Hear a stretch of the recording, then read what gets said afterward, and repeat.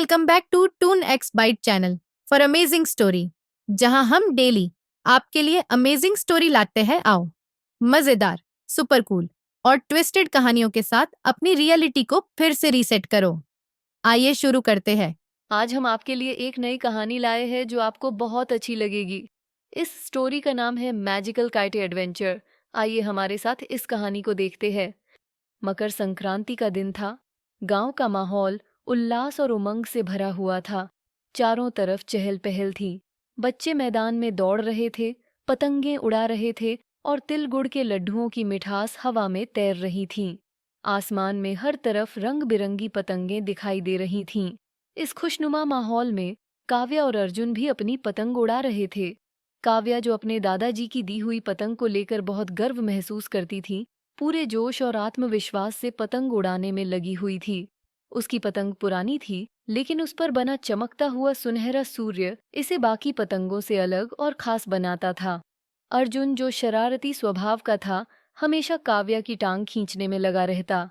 उसने हंसते हुए कहा, दीदी, ये पतंग बहुत धीमी है, क्या ये ऊपर जा भी पाएगी? काव्या ने मुस्कुराकर जवाब दिया, अर्जुन, धीरज रखो, देखना, हमारी पतंग सबसे ऊंची जाएगी। जैसे जैसे दिन बीतता गया, सूरज धीरे धीरे ढलने लगा और हवा तेज होने लगी। पतंगें आसमान में और ऊंचाई पर जाने लगीं। काव्या ने पूरी ताकत से अपनी पतंग को उड़ाने की कोशिश की, लेकिन तभी अचानक एक चमचमाती हुई डोर हवा के साथ बहती हुई उसके हाथों में आ गई। ये डोर साधारण नहीं थी, ये सोने की तरह चमक रही थी और इसके स्पर्श से ही एक अनोखी ऊर्जा का अनुभव हो रहा था।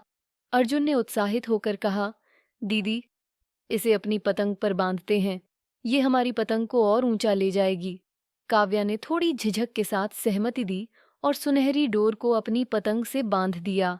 जैसे ही पतंग ने उड़ान भरी, वह बिजली की गति से आसमान में चढ़ने लगी। गांव के लोग आश्चर्य से आसमान को देखने लगे। पतंग की चमक और ऊंचाई ने सबका ध्यान अपनी ओर खींच लिया, लेकिन तभी कुछ अजीब होने लगा। पतंग अचानक बहुत तेजी से हिलने लगी और काव्या और अर्जुन को अपनी ओर खींचने लगी। अर्जुन घबराकर चिल्लाया, दीदी, ये क्या हो रहा है? काव्या ने डोर को मजबूती से पकड़ते हुए कहा, अर्जुन, इसे मत छोड़ना, जो भी हो, डोर को मजबूती से पकड़कर रखना। डोर की खींच से दोनों अचानक हवा में उड़ने लगे। वे अपने चारों ओर बादल और तारे देख सकते थे। कुछ ही पलों में वे एक अजीब और खूबसूरत जगह पर पहुंच गए। ये जगह किसी सपने की तरह लग रही थी।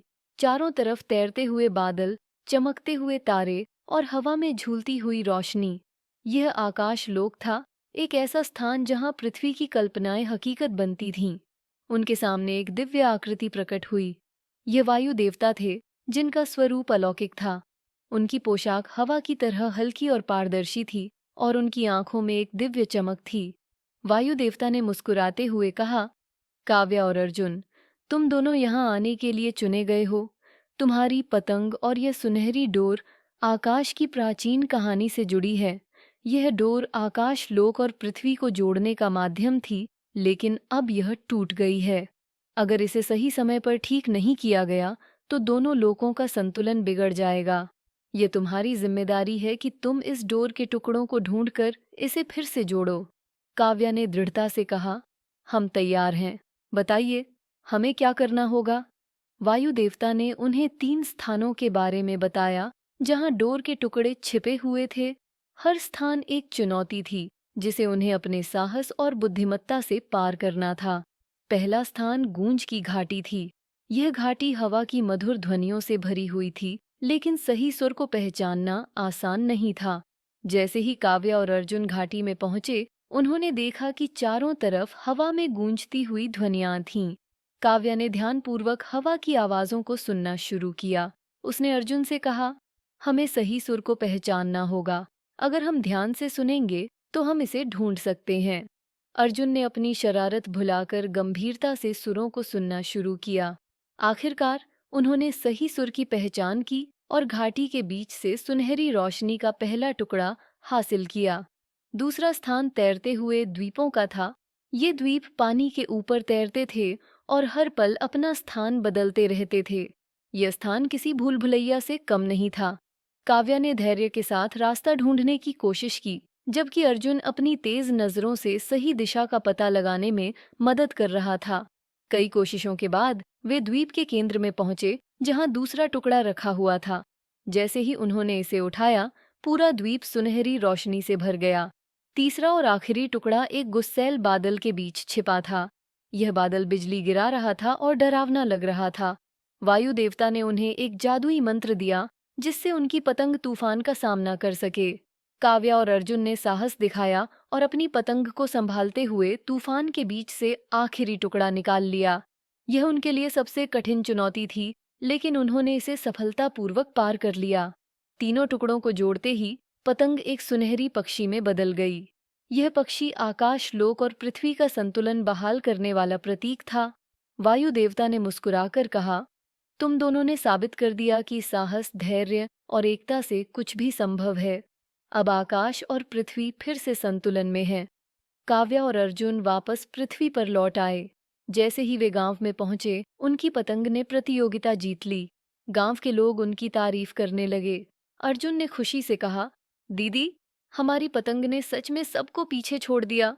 काव्या ने मुस्कुराकर जवाब दिया, हाँ, और हमने आकाश लोक की अद्भुत यादें भी बना लीं। आसमान में जब लोग काव्या की पतंग को देखते, तो उन्हें उसमें से निकलती हुई सुनहरी रोशनी दिखाई देती। यह रोशनी उन्हें यह एहसास दिलाती थी कि आकाश और पृथ्वी हमेशा एक साथ हैं। यह कहानी केवल एक प्रतियोगिता की नहीं थी, बल्कि साहस, विश्वास और एकता की थी, जो हमेशा दर्शकों के दिलों में जिंदा रहेगी।